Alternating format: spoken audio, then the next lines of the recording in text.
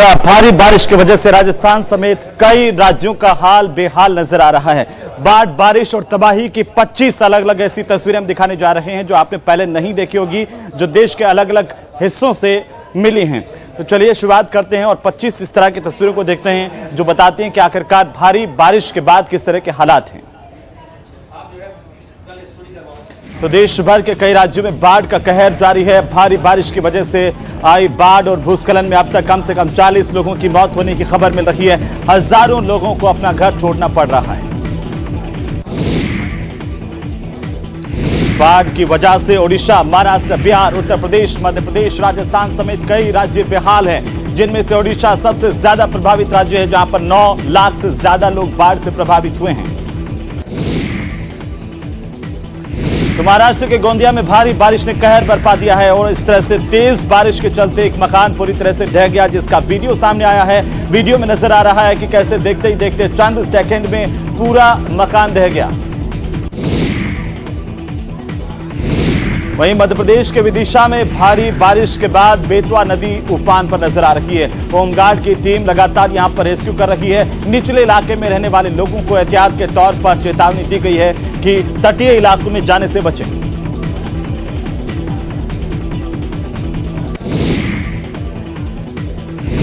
वहीं उज्जैन और आसपास के इलाकों में पिछले 24 घंटे से बारिश का दौर जारी है। घाटों पर बने हुए मंदिर अब लगातार तेज बारिश के बाद जलमग्न हो चुके हैं। अस्पतालों में भी बारिश का पानी घुस गया है।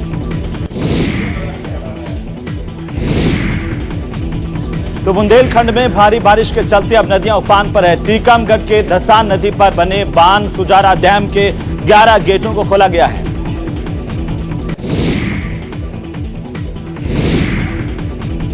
तो वहीं यूपी के सहारनपुर में अचानक नदी में बाढ़ आ गई है। तेज धारा के बीच ट्रैक्टर के साथ एक ड्राइवर यहां पर फंस गया, उसकी तस्वीरें सामने आई है।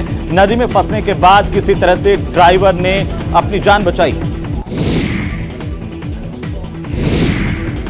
तो बिहार के मुंगेर सदर प्रखंड के कई इलाकों में गंगा नदी का जलस्तर अब बढ़ गया है। धरहरा के हेमजापुर में तेजी से कटाव हो रहा है, उसकी तस्वीरें भी सामने आई है। देखिए किस तरीके से तेज कटाव की तस्वीरें मिली हैं। उधर पटना में गंगा नदी उफान पर है और गंगा का पानी खतरे के निशान से ऊपर बह रहा है। कई इलाकों में लोगों की परेशानी बढ़ गई है। राहत और बचाव को लेकर के प्रशासन की तरफ से भी एहतियात जारी है। उधर बिहार के बेगूसराय में गंगा के जलस्तर में लगातार बढ़ोतरी हो रही है। मटियानी इलाके में जानमाल की सुरक्षा को लेकर के ग्रामीण काफी परेशान हैं और राहत और बचाव की गुहार लगा रहे हैं। सिरोही के पिंडवाड़ा में भारी बारिश आफत बन गई है। प्रदेश में भी अलग अलग जगहों से तस्वीरें हैं। स्वरूपगंज खाकरवाड़ा नदी उफान पर है और नदी के तेज बहाव में दूध से भरा हुआ एक टैंकर फंस गया। बाद में हाइड्रो की मदद से कड़ी मशक्कत के बाद इस दूध के टैंकर को बाहर निकाला गया। तो इसी तरह के हालात सिरोही जिले के रेवदर के हैं, जहां पर पानी के साथ एक मोटरसाइकिल सवार बह गया। ग्रामीणों की वजह से इस युवक को बाहर निकाल लिया गया। अब ये युवक सकुशल बताया जा रहा है।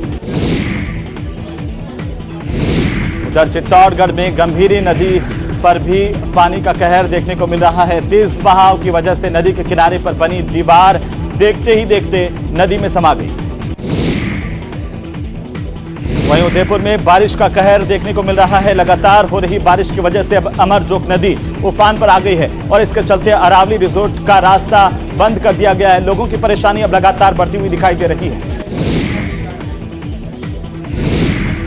उधर झालावाड़ में भारी बारिश का कहर देखने को मिल रहा है। बारिश की वजह से कई इलाके प्रभावित हुए हैं। प्रभावित इलाकों में ड्रोन की मदद से निगरानी की जा रही है।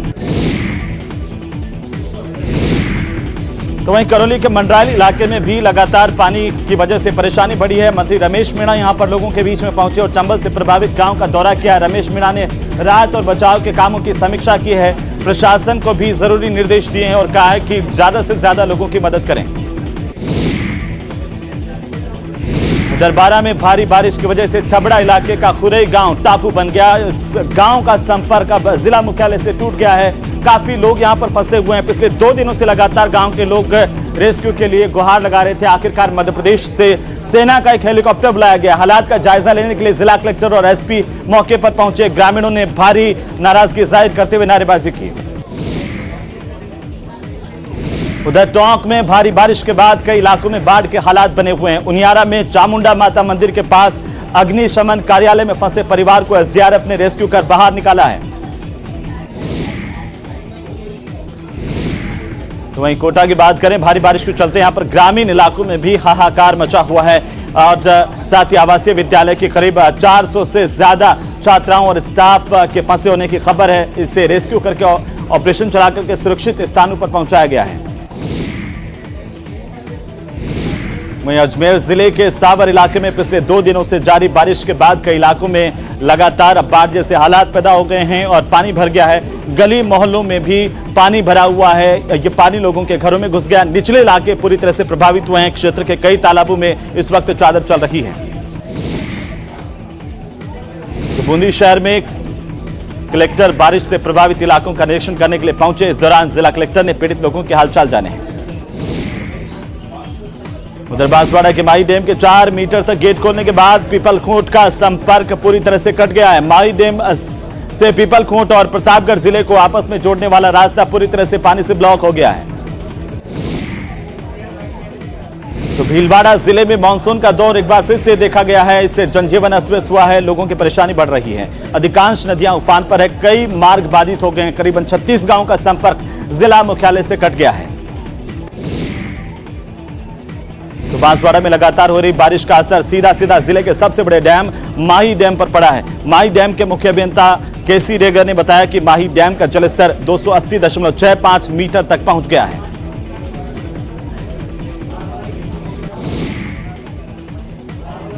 और वहीं मानसून के मेहरबान होने से अगस्त में बीसलपुर बांध में पानी की जबरदस्त आवक हुई है। बीसलपुर बांध में पानी की आवक ने पिछले साल का रिकॉर्ड तोड़ दिया है। इस साल अगर सब सही रहा तो बांध 2 दिन में पूरा भर जाएगा।